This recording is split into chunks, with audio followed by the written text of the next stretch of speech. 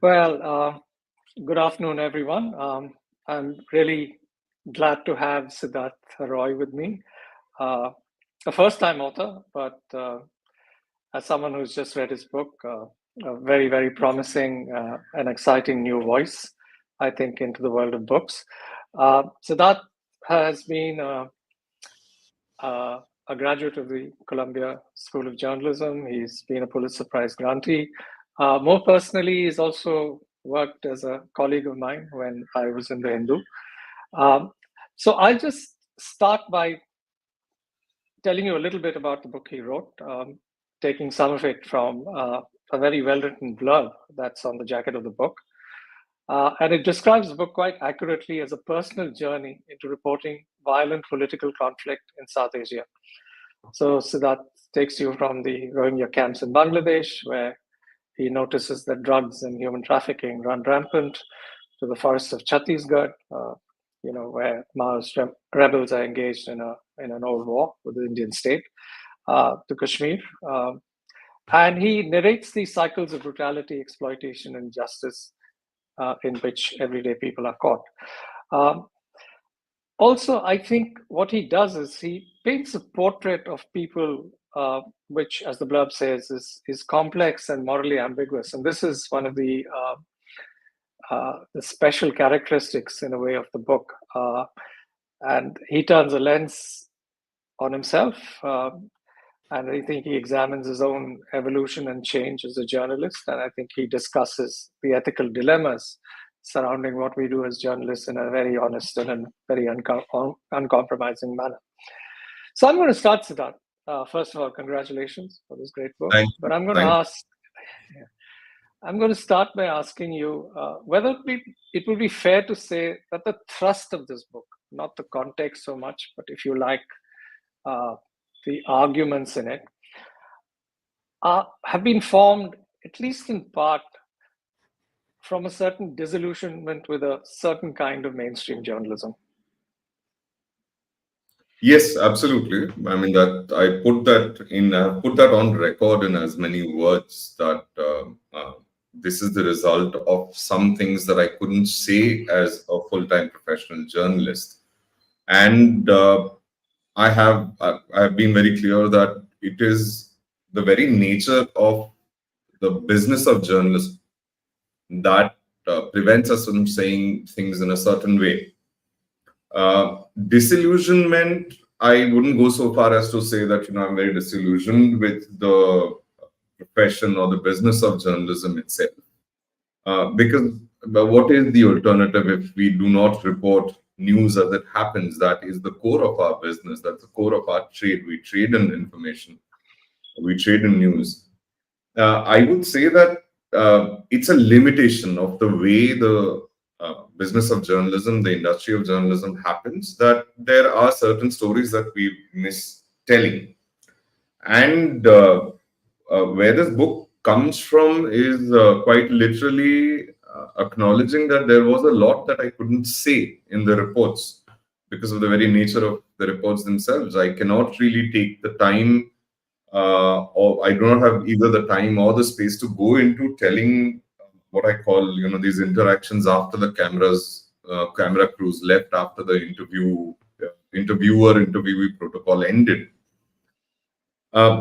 Beyond journalism, as a person who's involved, who's invested in the way our world runs, I found it very crucial, and always kept these notes, the ones which I couldn't tell at a later time, because I don't think the story of talking about all these major acts of violence, injustice, or global headlines, world-changing news, as we like to call it, they can never be complete without the little stories.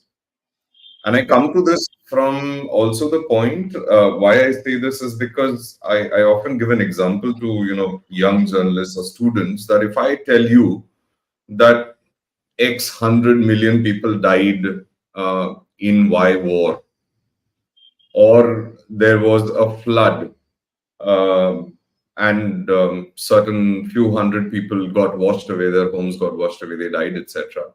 They don't really register as human stories to us. It's a number out there. True. What really gets our attention is if I do take the story of one such family, maybe that was washed away, or one little child who was maybe simply on his way to play school and gets killed in a war. That's when we start relating to the tragedies that we are narrating. So Yeah. instead of Sorry.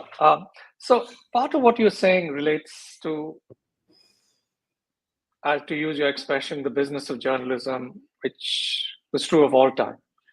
I think there's probably no time in the history of journalism where you could do the kind of things that you've done. So, the kind of things that you want to do. But there's also an underlying suggestion in your book that the mainstream journalism of today, particularly, lacks nuance, looks at the world in terms of binaries, particularly good and evil today. And that one of the objects in your book, to use your expression, very nice one, is to unprobe the people that you're writing about, which is a very interesting expression. Which is, of course, a way of saying that you want to understand their motivations, their fears, their hopes, their fragilities. But my question is that, I mean, there is this overall limitation that journalism has. But my question is, do you think you were particularly limited given the time that you were writing about it? You do mention how even at Columbia that there was pressure on you to write a certain kind of story on Bangladesh with a certain focus, and that nuance has sort of gone out of the window. So is that a modern thing as well, in a way? So first, let me address the fact that I couldn't write certain things that I wanted to. So if you look at what the episode that my book starts with, Holy Artisan, Holy Artisan happened. It was a bloody affair, a hostage crisis, the very first instance of an ISIS attack. And the headlines went crazy for a week or two. And then everybody moved on to the next bomb that blasted wherever, or the next episode that happened. And the brief given to me was quite clear that go in, report it like whatever you report, that, oh, there was this terrorist attack, yada, yada, and come back. It completely missed the point that how did ISIS suddenly even appear in Bangladesh, which has its own tradition of Islamic politics, very close to their cultural narrative, their history, and their terrain. Why would they suddenly import something like that? So, of course, there was a direct pressure on me to do that. Not only Colombia, when I was trying to pitch my early stories, to a lot of people. And let's not make this just one side. It was both sides, or many sides. Every editorially, different outlets choose their line of talk. And increasingly, as we know, there's a polarization in which views or which news an outlet carries vis-a-vis which they don't. So there were people who just did not want to talk about the presence of extremists in Bangladesh. It would be rude for me to take their names, but there were outlets in this very country who did not want to take it. And then there were others who just wanted that element and didn't want to nuance. So yes, when it comes to facing the pressure of leaving things out, of course, I faced it directly. But this matter of untroping, I think this is historical truth. And it ties in with what you were saying, that journalism probably forever has been like this. If you, I was reading some newspaper archives from the Bengal famine. I was reading at the National Library in Calcutta a couple of years back. It is not that things were really much better back then. We literally had terrible representations and stereotypes of different ethnicities. There was was an advertisement in that newspaper which was for a fairness cream, by the way, something we outrage about now. And it showed a Zulu man on one side, a hand-drawn image, and a white man on the other side. And it said that if the Zulu man uses this cream, he'll turn out to look like the white man.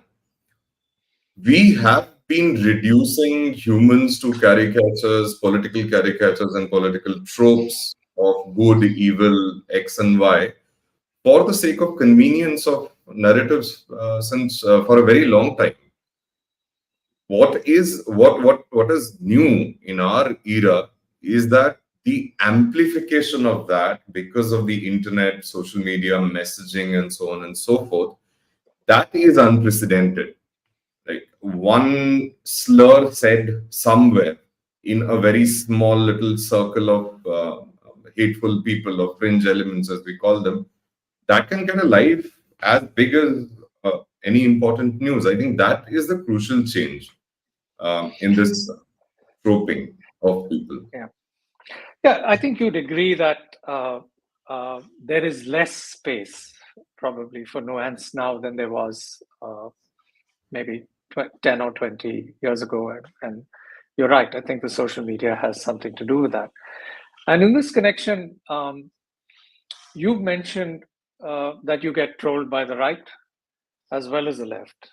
And that probably happens because you're not hewn from one ideological camp or the other. You'd like to think through issues in a more granular and a less, a less ideological kind of way, if that's the right expression. In this connection, I recall a senior journalist, Indian journalist, saying that one must be doing something right in this extraordinarily polarized world if you're fired upon by, extremists in both camps, right and left.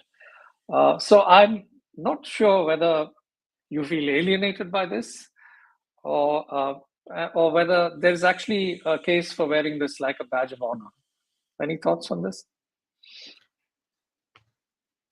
I think I feel validated as a journalist more than anything.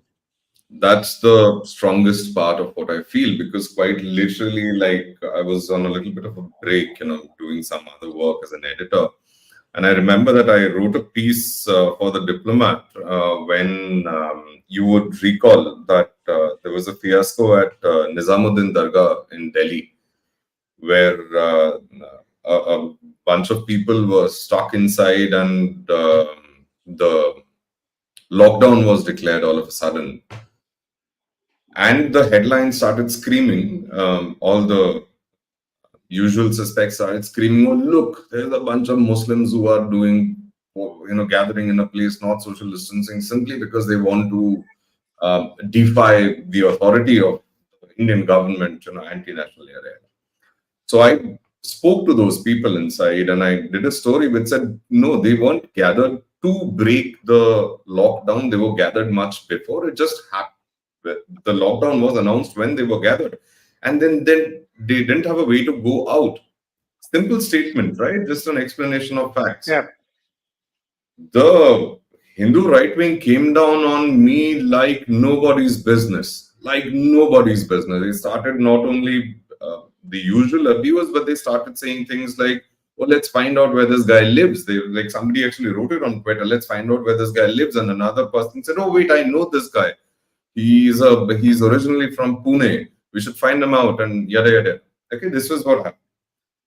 Immediately after, there was a gap of a year or so, because it was on something else, as I said. And I did a story where I went to Kashmir and investigated a series of sexual assaults and rapes on women, which were committed by the jihadis or the secessionists, mujahideen, whatever you call them. The militants. Now, when I did that story, I simply posited a fact that I came across, that it's strange that this phenomenon has not been spoken about, whereas the phenomenon of, say, Indian forces doing something wrong has been recorded. We reached out to several human rights groups and asked them this question, that do you have any record of the other side doing things? They said, no, we do not. And I carried that as it is. The barrage came from the other side. I mean, I don't even know how much people in Tunisia read my reports. I never thought anybody in Tunisia would read a report written by me, but somebody from Tunisia took the trouble to threaten to kill me. They and it went overboard with the threats that started coming in. Some people from handles from Pakistan, from a lot of places in India too, they started sending me my addresses. We know where you live. They started sending me names of my family members and saying, "Oh, you better watch out." And things really took a bad turn. And then I had to come and, I obviously, in a public forum, it's difficult to discuss these things when it's actually happening. But among my close friends, I did discuss this, that, wow, do you see how it's happening? To answer the more broader principle question over here, do I wear it as a badge of honor? No, because I think that's a little flimsy. And it's very common nowadays. Everybody loves to say that, oh, the right wing and the left wing attacks me, therefore I am good. No, maybe you could be attacked by both sides, even if you are not really a very good journalist. But what I would say is that the fact that I am affecting power centers of the left, right, or wherever they position themselves, that I'm upsetting certain powers that be, that is the validation of my journalism that I tell myself with some pride. Yeah, that's a good answer. I'm just going to go back to a question. I mean, you covered uh, uh, Bangladesh, Kashmir, Chhattisgarh. All of that gets a play in your book. And one of the interesting things when dealing with militants and extremists and so on, a point that you make is that a distinction between ISIS and some of the older organizations, such as Al Qaeda, for instance, and you characterize the former as one that has some hierarchy, and the latter that is, marked by an absence of it, and a sort of attitude that says almost anything goes, which has a certain attraction in your view. Do you think this phenomenon is here to stay? And do you think that this makes it, has shifted, if you like, the rules of extremist activity and made the world a more dangerous place? Yes and no. So, one of the points I make in the book is that, violence of this large scale and whatever extremism, as we call it, terrorism and all these things, they follow a certain business model. There's a lot of money involved, there's a lot of work involved, and so on. And so it's an industry by itself. That's not news. But what we need to consider as journalists is how the perpetrators or the masters of this industry look at it. They also have the concept of return on investment. Now, to run something as hierarchical and as organized as an Al Qaeda, for example, it costs money, it costs effort, it costs time. The sheer recruitment process, the vetting, and so on and so forth, needs specialists. The Al Qaeda in the Indian subcontinent, for example, it's hardly anything more than a synonym for the ISI of Pakistan. They are heavily involved in every aspect of how the Al Qaeda works in the subcontinent. Now, that at some point, I mean, the same was true for the Afghan Mujahideen. Had it not been for the Americans training them, organizing them, teaching them the basics, we wouldn't have had the anti-Soviet uprising. At some point, the thinkers, the masters of these things, these activities, they realize that this is becoming an inefficient process, and it would be much easier if we up the rhetoric of lone wolf attacks and had individuals just create havoc here and there without much to say. And they did realize that, with again the advent of social media, which I point out in this book, that the discourse, all kinds of discourses have become democratized, decentralized. The discourse of hate or violence has also been decentralized and democratized. So it is very much possible to find a larger number of people who will, just by having read or some things, some posts, etc., or seen some videos, say that I'm motivated enough to do something. So the ISIS model of simply anything goes, or whoever does whatever, and then you make a claim that I am ISIS, this was done by ISIS, actually is an effective model in terms of cost. However, this was the yes part. The no part is this: that this does not. If you really want to get into real warfare, this is not a model that goes very far, because you do need training, you do need hierarchy, you do need equipment, and you do need a proper chain of command if you're really to take on a state force somewhere. Say, for example, you want to take it, if the jihadists want to fight the Indian forces in Kashmir, or the ISIS wants to fight Assad in Syria, whatever. There's a state force, a very organized force. It's not easy for a ragtag bunch of whoever to turn this over. So that model also is now showing its limitations. But the third, the point that's most important for me, because is the phenomenon in the Indian subcontinent. Point number one is that the tradition, the history of jihad itself is very old and very well established in the Indian subcontinent. And I'm not even talking about modern nation state times, our current democratic setup, etc. I'm talking about really old history.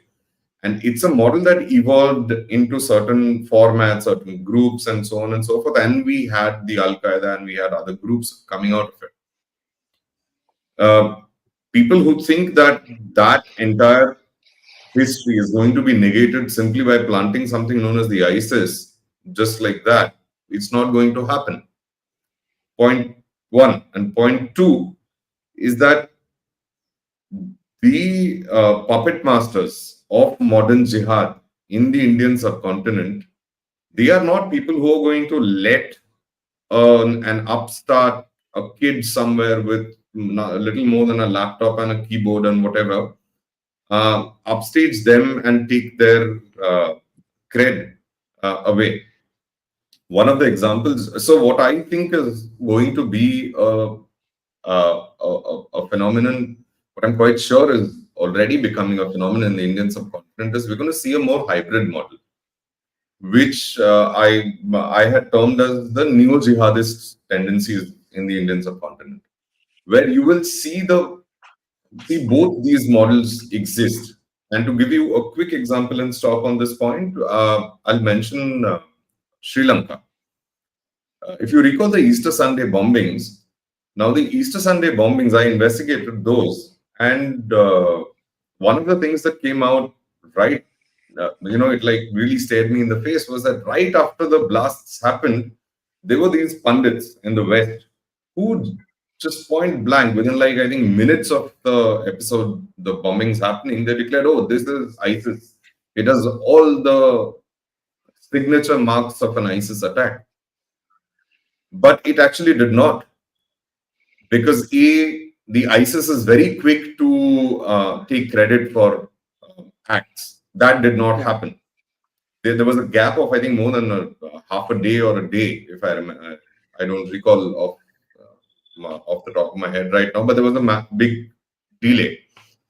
And I used to track these groups, and then I saw that when a post did come from the ISIS handles saying that, "Oh, we've done it, our jihadists have done it," I looked at it and said, "Why has the font changed? Who's written this now? Who's changed it?" And that started triggering a thought in my mind that, is this really ISIS? Of course, there was the mastermind who even died in that. He had said he was ISIS. But then I started looking into, the weapons the explosives that had been used and so on and so forth. It was C4. You, Mukund, you investigated the LTT quite extensively in your time. You know that C4 is not something which is out of the ordinary in Sri Lanka. And in fact, the bombs that were made for these blasts, they had, in fact, the other kind of signatures on them. They belong to the old school people.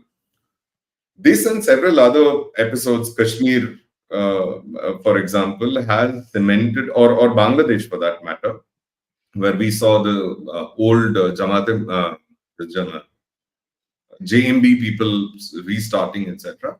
I am quite certain that we are going to see a mix of the ISIS model of flat, no hierarchy thing, working with some dialectics, with some friction, sure, with the traditional Al Qaeda. Yeah. That's what I look at. So yeah, so the hybrid seems to be another way of saying we'll have both operating, which anyway. So you refer to Bangladesh, and there are details in your book which sort of resonate with what's happening in Bangladesh today, or what's happened, a few weeks back. So we know, for instance, that Yunus has liberal cred.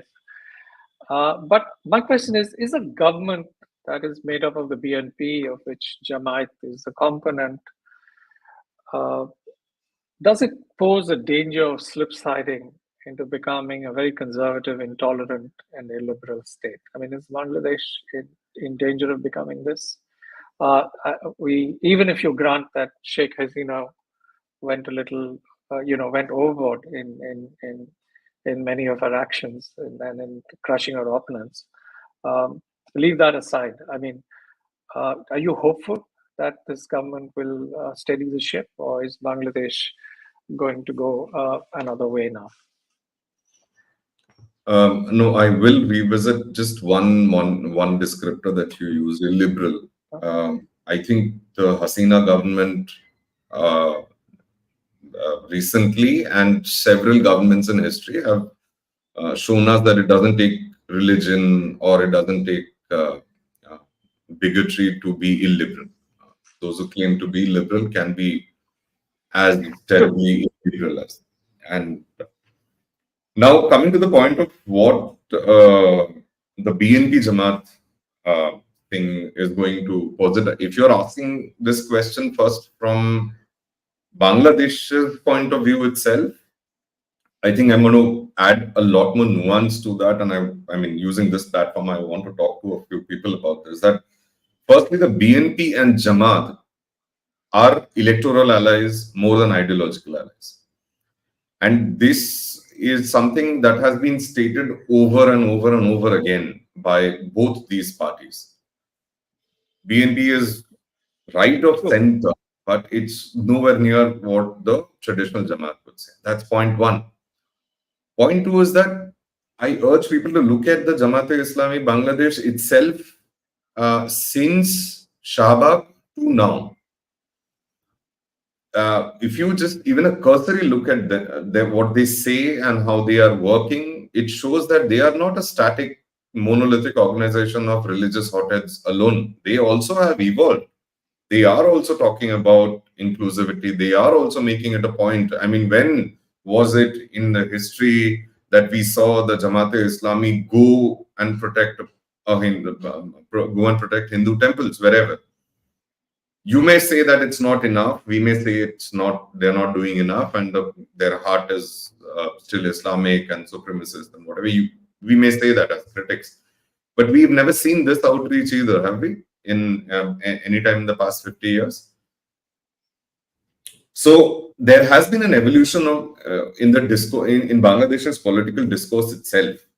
That's one significant point. So even if it is the BNP Jamaat coming to power when this interim government ends, if it ends and there is an election and they do come to power, I think they will also be they will have the onus of undoing many of the illiberal excesses committed by Sheikh Hasina.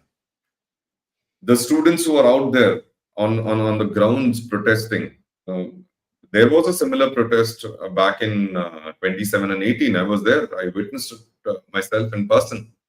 It was about the quota issue. It was about it was against the government. Now, those students do not simply belong to BNP and Jamaat. They also belong to the Awami League. They also belong to the Communists and the Workers' Party. They all, or there are also independent student unions over there. Bangladesh has a very big civil liberties movement. Bangladesh has a gazillion NGOs working there, and so on and so forth. So it is not like the BNP and Jamaat or Islamist politics per se has been given a free hand. It hasn't been, not even in this. No, I'm not suggesting that the protests and the removal were entirely orchestrated by this. I'm just asking, now that you have this government in place, and the BNP and the Jamaat, which has grown considerably in the last couple of years, from what I hear. Do you think, as things stand now, there is a danger of slip sliding into becoming? There is, of course, there is. Certainly, there is. I do completely acknowledge that there is, of course, the danger that they might slip into their previous pattern of not having elected governments, of having a junta, or even for that matter, Yunus, in his previous stint, as you will remember, that he was only given the mandate to form an interim government, but he wasn't relinquishing power. He wasn't getting the elections around. Of course, there's a problem over there, most certainly. And a country like India, which is wary of Bangladesh as a neighbor harboring, extremist elements and so on and so forth, they will, of course, watch it closely. Yeah. What I do think is that, but it's not a copy-paste job, is all I'm saying. Sure. Yeah. It's the same pattern which is going to. More complicated than that. You say post 71 in your book, in a critique of the Americans, you say that under the guise of supporting Islamic cultural studies and so on, that the state actually doled out aid to pro-Pakistan fundamentalist clerics in Bangladesh, and thereby it actually sponsored extremist ideology in a way. So my question is, given the fact that you say that, and given the fact that there is a controversy, at least in some sections of the press, do you think they were also actively behind the removal of Hasina, as it's alleged in some quarters, or do you think this is just propaganda? Quite clearly, absolutely, clearly. I mean, is it unknown that Yunus is so close to Hillary Clinton, and this is not the first time that he's been backed by the Western governments to lead Bangladesh? Is it unknown that the Western powers that be, they have been trying to proselytize in the southern part of Bangladesh? Is it untrue that they have been involved quite literally? The Americans were the ones opposing and arming Pakistan against Bangladesh's independence. This is all very well known. And I as a political scientist, I am going to watch very closely how the Americans work in this case. And history stands witness that they haven't played a very positive role in Bangladesh ever. Yeah. And now they've revoked a visa as well, right? Yeah. Having said that, I would be very cautious into not slipping into the full conspiratorial mode. By that, what I mean is that, sure, the Americans, let's say for argument's sake, the Americans did install Yunus, and whatever happened has happened. It did not happen in a void. It happened with legitimate cause of the Sheikh Hasina government perpetuating a rule of illiberalism. And I will go on record here. As early as 2017, you had veteran Bangladesh watchers in this country, people connected to the agencies of this country, who were alerting New Delhi that you need to intervene. You need to tell the Hasina government not to go overboard with its strong arm tactics. This is going to backfire. Please pay attention. Please pay attention. I'm very happy to go on record saying this. New Delhi's political leadership turned a blind eye to that. It isn't unknown that academic after academic, artists, famed photojournalists, journalists, they were all persecuted under them. So this uprising, this installation, let's call it in as many words, of Yunus as an unelected leader of Bangladesh by the Americans, of course, it's happened, but it's not happened in a void. It's happened under the willful negligence of New Delhi. So we were kind of asking for this, is what I would say. Mukund, you've gone mute. Gone mute.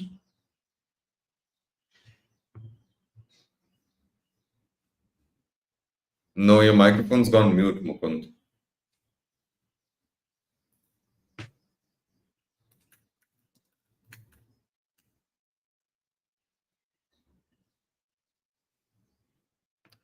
If you look at the bottom, can you hear me now? Yes, yes. Okay, good. So I just wanted to wheel back into the, get back into the book. So I mean, three main theaters. You have Bangladesh, you have Chhattisgarh, and you have Kashmir in the book. And I just wondered, if you pick these three, where do you think you did your best investigative journalism? Would it be with the Rohingyas in Bangladesh, or?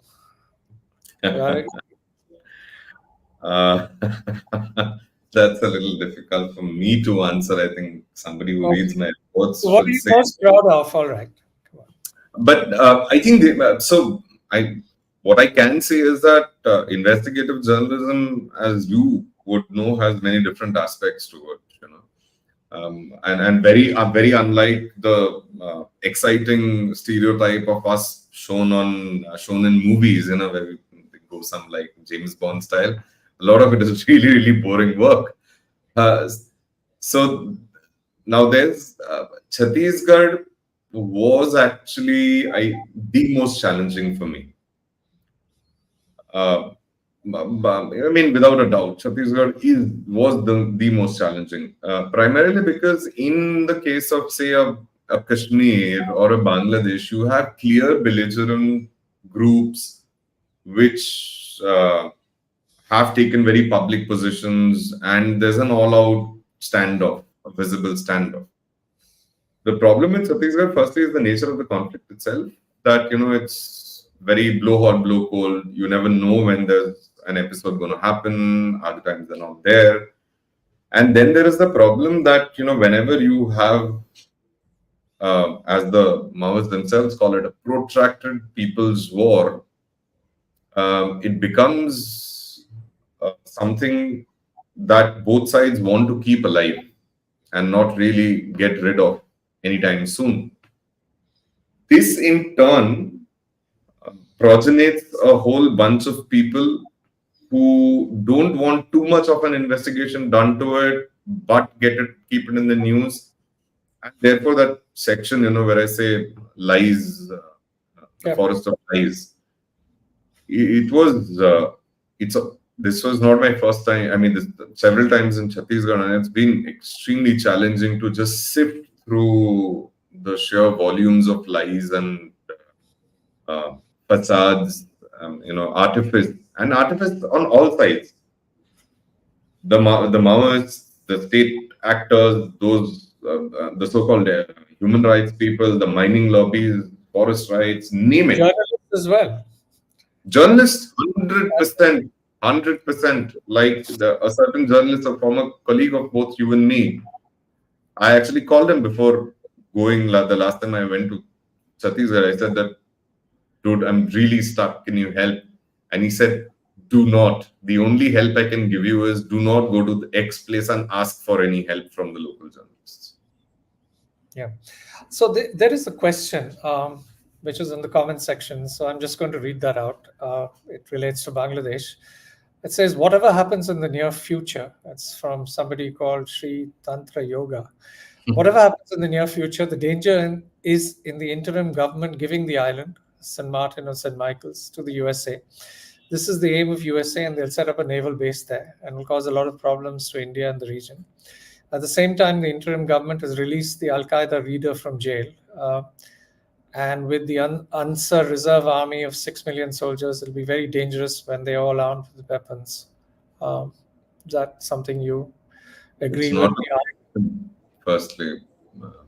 Island, yeah. That ends in an ellipsis. So, yeah.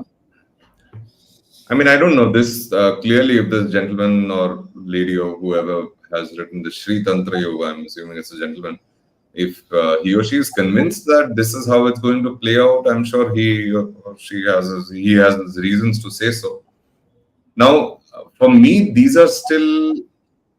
There is, as I said, some reason to believe, some good reason to believe that such things might happen. At least excuse me, the St. Martin Island one, we have seen proselytizers and evangelical people being present there, doing conversions and so on and so forth. But this part about Al-Qaeda leader released from jail, Ansar reserve army of 6 million soldiers, yada yada, I'm not sure. This is still at the level of pure speculation. And in fact, you see there's a contradiction here that if the Americans are trying to build a Christian protectorate or whatever they call it, why would they facilitate the release of an Al-Qaeda guy or other Islamists? Because what he's missing here is some geography of militancy in Bangladesh. South Bangladesh is literally where I spent time inside an ISIS cell. So I don't know. So we're running out of time. I'm going to ask you one question, last question, and maybe a quick, brief response. You, in your younger days, you're still a young man in my eyes, you were either broadly affiliated to the CPIM or were CPIM, I'm not sure. So clearly you're not now. What happened? Why did to use Arthur Kessler's expression, why did the god fail? It is, as I say in the book, that it was my own evolution into I very much own up to still harboring still being a Marxist as an academic, as a political scientist. I'm very much on the left side of things. But I think the answer is what I say in the book, that it's not only different political ideologies that are fighting for power in the world. Power has its own ideology. And irrespective of whatever color, team colors or flag color or brand name that a certain political group goes out with, once it some position of power, this totally does not apply to a CPM, which is like which is a democratic party just fighting elections and all. I would say, like a communist guerrilla or something. Once they are at a stage of power, their job really becomes to retain power itself and throw everything else under the bus. It doesn't matter whether they call themselves communists, they call themselves Islamists, they call themselves the Lord's Resistance Army, some Hindu, whatever. It doesn't really matter. That was, I think, one of the primary reasons that I stopped being member of any party. It's been a pretty long time. The second part was a really more personal thing. And in fact, I started working with you in the Hindu when I decided to stop being a political activist. Is that being the member of any political party demands that you are biased. You will say certain selective truths and you will not speak the ones that are not convenient to your political position. I really did not want to do that. I did not become a Marxist to do that. I did not become a political activist, a student, forget Marxist, just a student activist. I did want to speak truth to power or generally the truth. And sadly, there is very little room for speaking the truth, no matter which political party you belong to. That's been the progression of this. And of course, please read my book to see how the Sarbohara party, the Maoists of Bangladesh, used the same guns, the same people, and later became jihadists and the Jamatul Mujahideen Bangladesh in Raj. Yeah. Well, we'll end here. We've done our 45 minutes. So just want to say thank you very much. And to anyone who's watching or will watch this, that do go out and buy the book, In the Company of Violent Men. It's a very, very well-written book. It's also, I think, has the necessary nuance, and it's also laced with lines of argumentation that challenge you and force you to think. So thank you very much, Siddharth. And Thank you, Mukund. Such a pleasure. Thanks.